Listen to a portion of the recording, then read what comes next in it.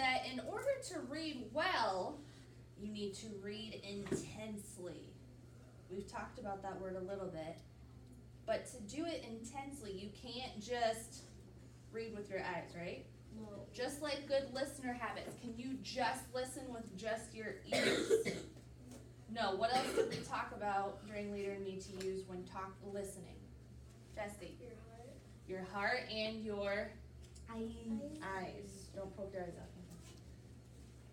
I like your eyes. Don't poke them out. Okay, now, readers will use everything they can, whether it's images, sounds, maybe the mood that's in the room.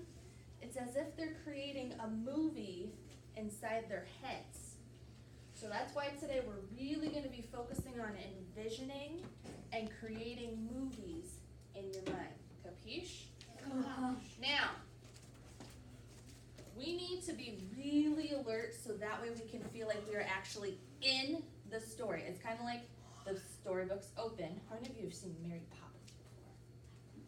Where they jump into the chalk drawings? When they jump into the tub. That's Mary Poppins too. That's the, Return. I haven't seen that one. I'll stick with the classic. Yeah, spoiler alert, too. But they jump in to the images that Bert drew with chalk. And then they're actually taking part in the scene that they are in. Now, fiction readers will often read in a way that lets them get lost in the story. How many of you have had it where you've read a book and maybe your mom's like, Layton! Layton! Perfect example. How many of you have ever been like that? Or maybe in a video game, or maybe a movie. That shows that you are getting lost and you're so focused and enjoying it.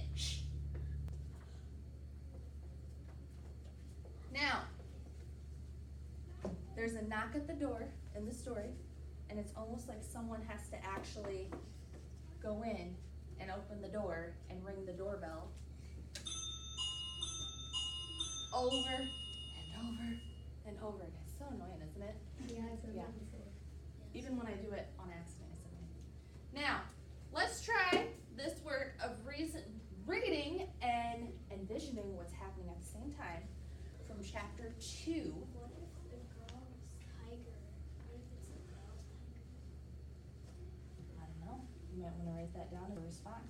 It's a good plan.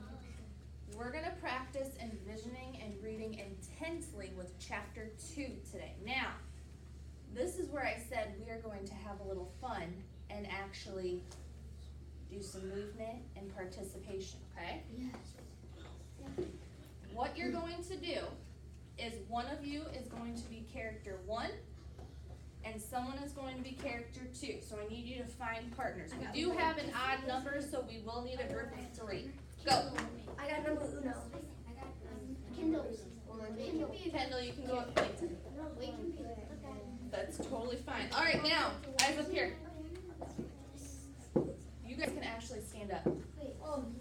Push your notebooks to the side, stand up. Now, 1, 2, 3, eyes on me. 1, 2, eyes on you. Character 1, decide who's character 1. Raise your hand. You are going to pretend that you are Rob from the Tiger Rising. Character 2. Excuse me. Girls, thank you. Character 1, who are you? Rob. Character 1 is Rob. Character 2 is going to be Norton and Billy. So you're a bully, okay? If there's 3 of you, so you 3, who's Rob? And then you were 2 and 3. So one of you can be Norton, one of you can be Billy, okay? All right, now. Ready? Yeah. I'm ready. I'm ready. Are you? Yes. Okay. Looky here, said Norton Threemonger. Okay, so character 2. Don't talk. So this is going to be a challenge for some of you to not talk. Not lip syncing either, not moving your mouth. I want you to not talk, but show us with your body, character 2, that you are playing Norton. How does his face look? How is he standing, facing Rob? So do that. Okay, as soon as Rob stepped onto the school bus, so here's Rob 2, character 1, how his body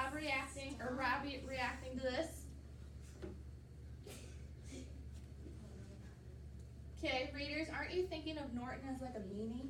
Yeah. Because he's teasing Rob. So he's probably more of a bully than we've made him out to be. Because I see some people like, that's not really a bully, is it? No. Imagine what you think a bully looks like and make that face, have that attitude, and stand as if you're a super powerful person.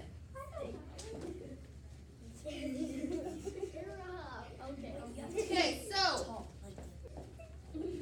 when you are also talking, when we hear him talking, he's also going to sound probably more intense, right? So here's an example. Who's Rob? Here. Me. She is. You're Rob, you're Norton, so watch me.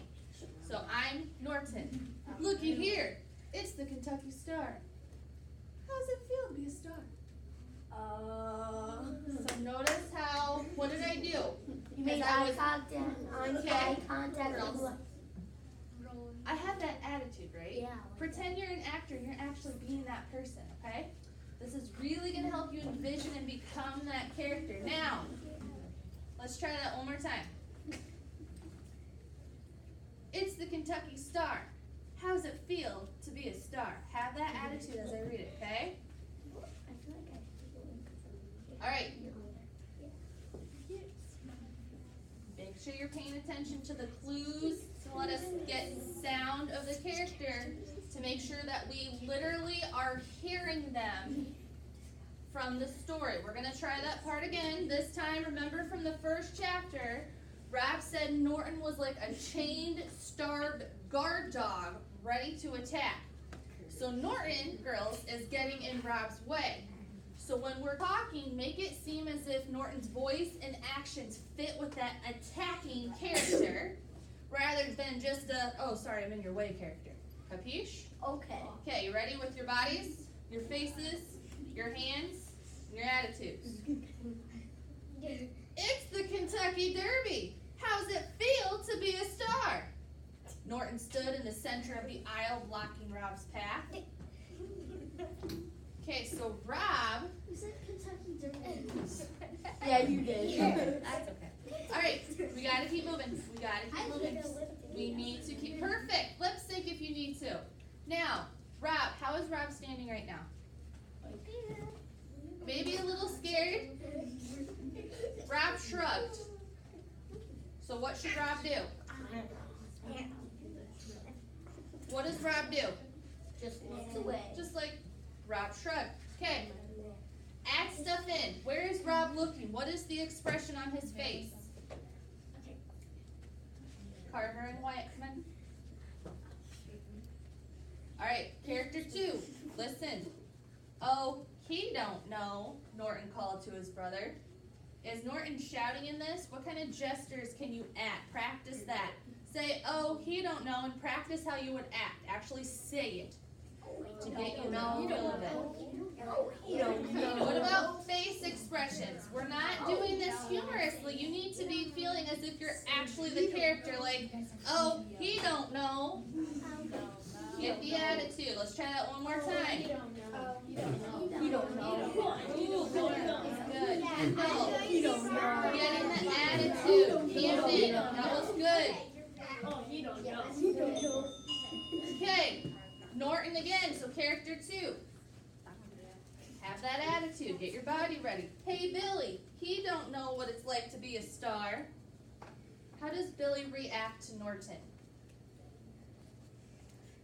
How does he react?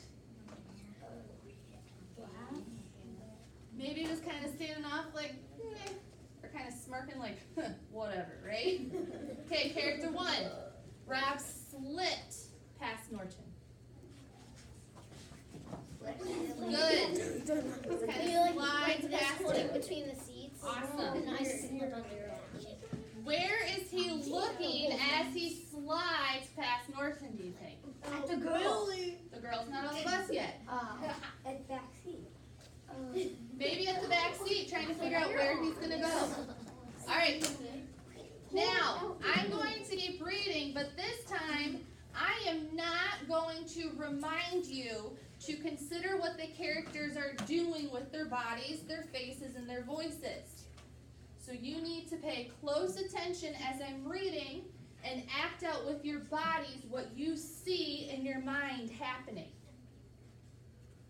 So it's kind of like a robot. You're acting out what you see happening up here. Get it? Got it?